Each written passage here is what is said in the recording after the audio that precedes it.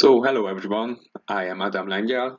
I was the event director of World Masters Orienteering Championships 2021, and the title of my presentation is How to Organize an IOF High Level Event in Just 8 Months. Here in the slide, you can read my agenda. First of all, I would like to speak about the beginnings, how it all started, how we got this World Masters Orienteering Championships, then about the workflow, how to work during these hard COVID times when it's hard to meet, and yeah, of course, the workflow when you have just 8 months, so you have to be fast. Then I will speak about our mistakes, and probably I will give you some advice how to avoid these mistakes so that you can make a better competition than us.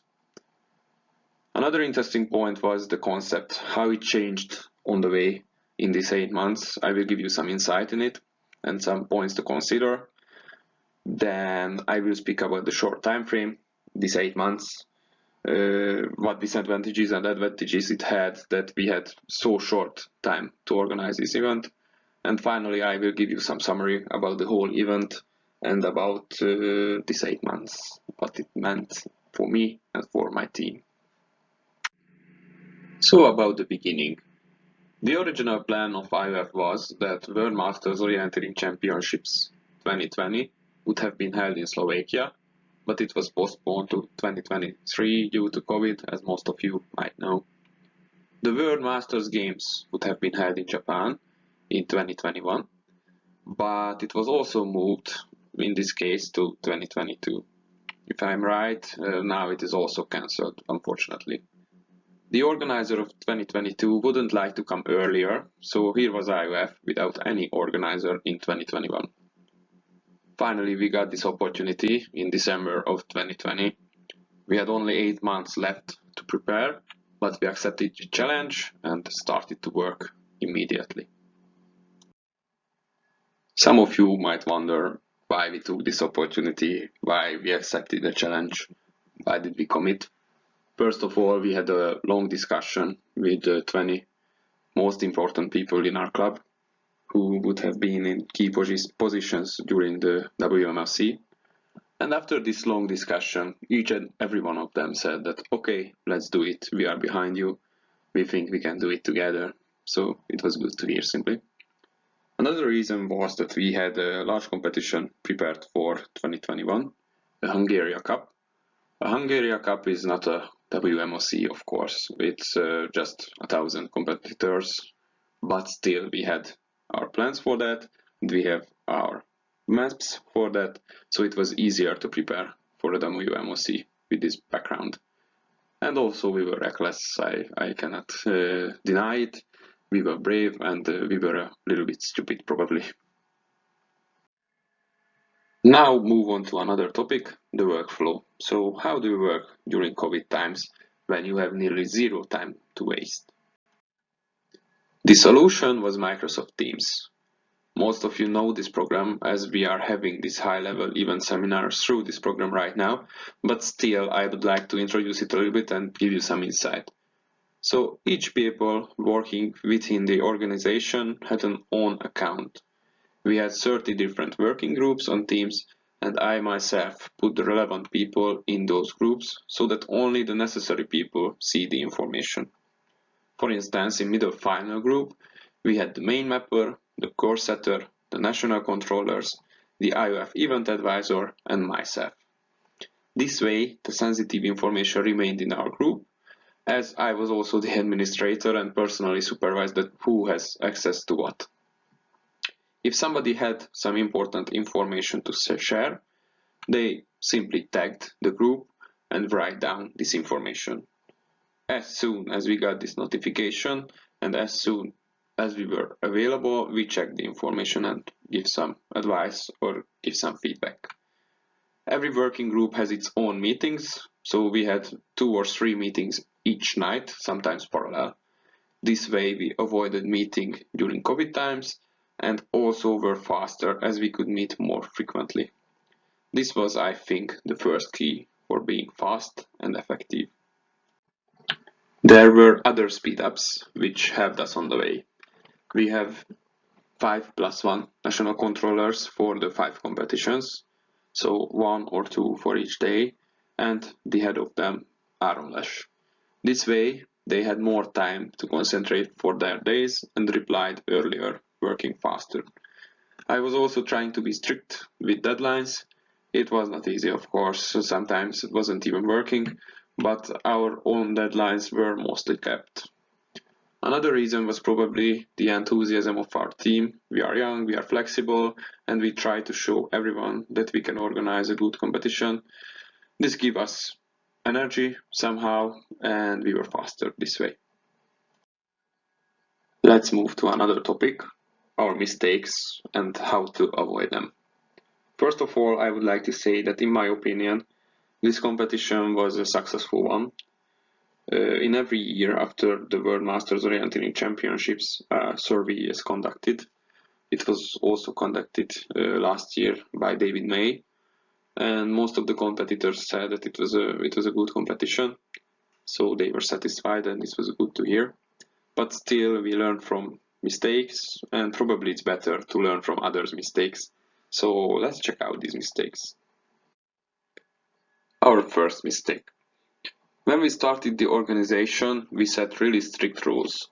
We calculated that the event would be sustainable with more than 1,500 participants.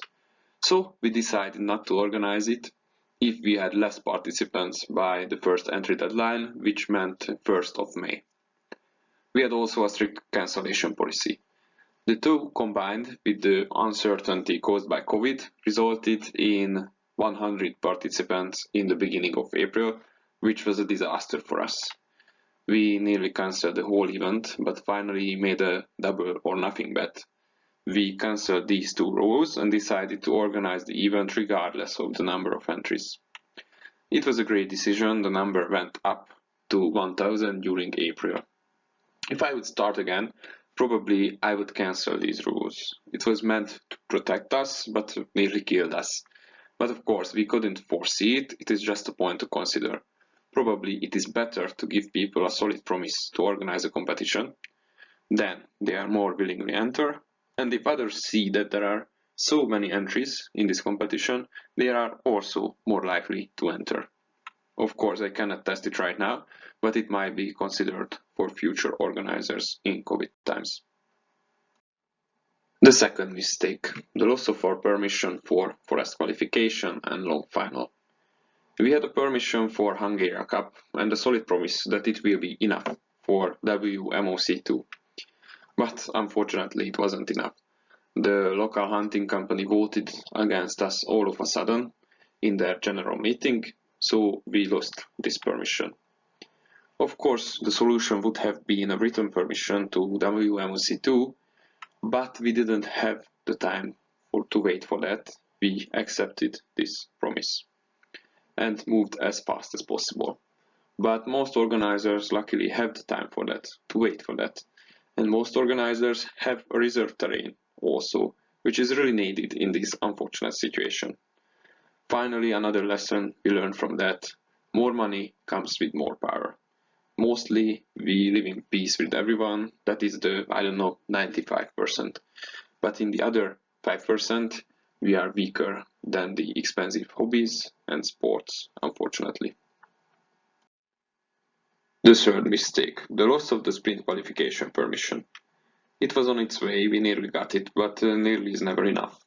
The mayor of Budaörs, the original location, changed his mind all of a sudden. With more time, more connections and more patience, we could have won it back. But none of those were available enough. We decided to switch so that we could be sure about the other permission. I could say the same remarks as earlier, but an organizer has to know also when and where is the point when it is not worth going on and better to search another place for the competition. For us, it was only 3 months before the competition with final map and final courses of the original location, unfortunately. The fourth mistake, printing quality in sprint. On the sprint maps, especially in final, when there were many buildings, as it was in a city center, the grey areas were too dark in printing. This way, the purple wasn't visible enough on it, so many were disqualified due to missing a control throughout the course. This is also a lesson. Every organizer should have more time to check the printing quality with IOF. We had 2 checks, if I remember correctly, one for the first version and one after the correction of errors. The second was in order, but still, the final print was much worse, although we did it with the same machine and with the same personnel. The second lesson is that a professional should be there by printing, who have the eye to spot these kind of mistakes. We found it out too late, it was not correctable. And it is worth putting a white shadow around the numbers for better visibility, but I think it will be a rule by WMOC. Probably it was our greatest mistakes during the competition week. The 5th mistake, hot weather. It is not a mistake, rather a circumstance. We did everything in our reach to make it bearable, but still it can happen to any organizer and we have to be prepared for that. The first question is about mobile phones, the use of mobile phones. In the WMOC, when there are dangerous circumstances like this, competitors shall be allowed to bring their mobile phones to the course, in my opinion. By the eldest masters, probably it shall be encouraged even. But you cannot write it down to the bulletin, you have to consider it before the competition, even before the competition day. Safety always comes first, as Jari always said to us throughout the week as our event advisor. You can also put out extra last-minute refreshment points and send out more shadow runners with water and sugar to follow the eldest masters. This way they can be safe, and probably that's the most important part of the competition. The 6th mistake, incoherent long final map. After the loss of our 2 forest permissions, we had to remap a large area in just 2 months. We involved the Hungarian mapper elite, which meant 6 people, and those 6 people meant 6 different views. Unfortunately, we didn't have time for standardization as we were running out of time, and we were lucky to even get this map. In our next event, we will try to give one mapper one map. This way the mapper feels that it is his or her responsibility to make a good map and cannot point to anyone else. We will also make sample areas with the mappers of the different days to check out the different views and try to make a standard together. With these 2 roles, a map will be coherent and the maps on the different days will be also closer in view and style. Probably that is the way to go in a WMOC. The 7th mistake, or rather circumstance, COVID virus. No mistakes done here, in my opinion, but it was probably the most problematic field. We continuously monitored the news and the situation and tried to inform our competitors as well as we could. In these uncertain times, it was great to introduce more flexible entry conditions, as I mentioned before.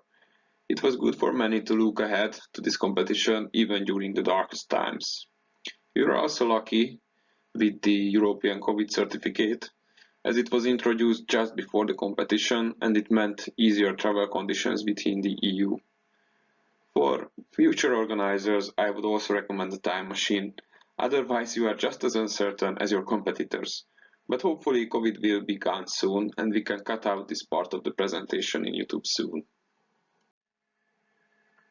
My next topic would be about the change of concept. It is interesting to see how much 8 months and 2 lost permissions can mess up an original plan, which was thought to be good. On the slide you can see our original plan. We put everything next to the M7 motorway. It was meant to connect all venues. This M7 goes between Budapest and Lake Balaton, which are probably the 2 main attractions of Hungary. Lake Velence is also great to see, so we choose that as an event center, being halfway between Lake Balaton and Budapest and the closest good location to all venues. But it remained a plan. In this slide you can see the final concept after all the changes. As you can see, we moved the sprint qualification from Budapest to Székesfehérvár next to the finals area. The terrain next to Lake Velence was also moved north. This way, the event center lost its central position, and M7 motorway was also not really important. Probably Székesfehérvár, as the city of the sprint competitions, would have been a better event center finally. But let's see some other aspects which can be useful for everyone. Then the question comes, what would have happened if we had more time planning? Shall we leave out Budapest totally and make a more compact competition? In my opinion, it would have been a bad idea. Many had an accommodation in Budapest, as this city has so much to offer from a touristic point of view. This way, it would have been better to offer them a day when the competition is closer to them. An event center in Székesfehérvár should have also been considered. This way, it would have been more likely to maintain its central position, but it would have been further from Budapest. Probably there is no solution which is good for everyone. My main message is that more masters come for touristic attractions than for just the competition. After each day they discover something like in a holiday. This way it's a really important point to offer not just good terrains and courses, but also other attractions in the area. Another and whole different message is that 3,000 or 4,000 people is a lot, really a lot, calculated well. This would have been our 8th large mistake if we have these numbers and 1 or 2 venues would have been too crowded either in the parking area or in the arenas. After mentioning many details, I was thinking about what to add to this presentation, as I could probably speak to you for the whole afternoon. Finally, I decided to collect the disadvantages and advantages of this short time frame, as it could be another interesting and generally useful topic. Let's start with the disadvantages. In this period, you have no time for perfection and a greater chance of errors. In the beginning, we can declare that the competition simply won't be perfect. Another point that you have no time for the planning. We replanned, but we had no time for that, which resulted in great load of stress on the whole team. And it is generally true that in this short time frame, the organization is much more stressful. We have to mention that the workload is nearly the same with the competition planned and organized in 3 years. So this way you have to work more per week and more per day in the beginning to catch up with those who started 2 years earlier than you. And finally, with more work and stress, you have much more chance to burn out. After half a year, it seems like we are still going and haven't given up on orienteering, but I wouldn't give a penny on that bet in June 2021. I have already mentioned the disadvantages, but of course, there is a bright side of that short time frame too. Probably it is easier to keep up motivation among organizers. When you are finished with something, you move to the next task, and then to the next, and so on. The tasks come after one another, and you simply can't get bored as they are changing so fast. This way you have no time for overthinking, which for me was also a great thing.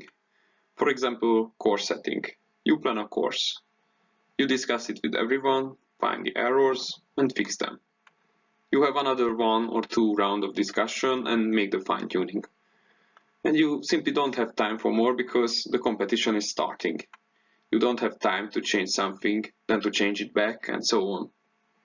On the other hand, our courses was far from perfect, but with 1 or 2 months, we could have achieved this state. Finally, about expectation. I leave it with a question mark as I am not sure about this, but I know that the competitors knew our background and they were grateful for us that we accepted this task and they overlooked our minor mistakes. But it is not a goal, of course, to lower the expectation of any IOF event. Still, it is an interesting point to consider. After this comparison, let's see a summary of the competition. We can say that this is possible to organize an IOF High Level Event in just 8 months. But 8 months is not much, so the organization won't be perfect.